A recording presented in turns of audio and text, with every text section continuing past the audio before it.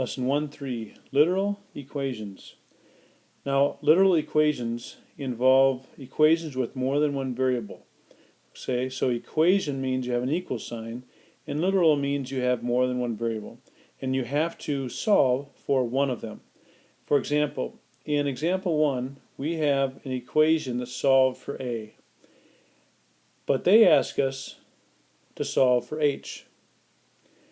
So we have to find H in the equation and ask ourselves, how do we get that by itself? So we have to be very careful and observant of what the operations are that are occurring. In this case, we have B times H. So to undo that operation, we must divide. So we're going to separate the B and H by dividing by, which is the opposite operation of what's occurring, by what we don't want to keep. So we have to do both sides, divide both sides by B to keep it balanced. So, and then our answer would be A over B equals H. And having H by itself means it's been solved for that variable. In example 2, we have an equation to solve for D. And again, they want us to solve, in this case, for R. So again, we have to find R, and we have to ask ourselves, what's the relationship with R and any of the other variables? So in this case, it's R times T. So we want to undo multiplication by division. And again, we want R by itself, so we will divide by T. But again, we have to do division of both sides to keep it balanced. And then we have an equation that is D over T equals R. And again, that is solved for R. In example 3, we have some variables but also some other symbols. Here we have circumference equals 2 times pi times r. Now 2 is a number and so is pi. Pi represents 3.14. R is the variable. So we want to solve this equation for R. Now again, notice that the relationship is 2 times pi times r. So we can do this in one step by dividing by what we don't want. Again, I'm choosing division because I have multiplication occurring. Division will undo it. Now in this case, I'm going to divide by 2 and pi. I can do that in one step. And again, I haven't been doing this part, but this is what's happening.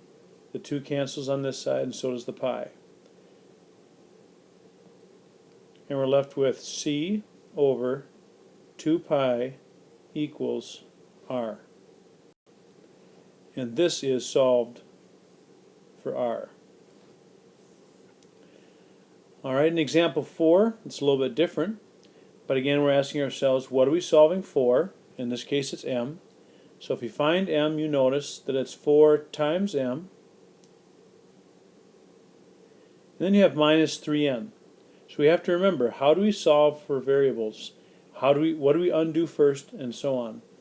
So in this case, if we think back to how we solved equations for variables, we have to do addition and subtraction first in solving for letters. So in this case, we will add 3n to both sides, and we're left with 4m equals 8 plus 3n. So sorry about that, I forgot to write plus here. And again, as before, by adding 3n, we cancel it from the left side and move it to the right side. Now again, we want to solve for m here. So we say to ourselves, what's the relationship between 4 and m? And now it's multiplication. So to undo multiplication, we will divide by 4. Now this whole side gets divided by 4,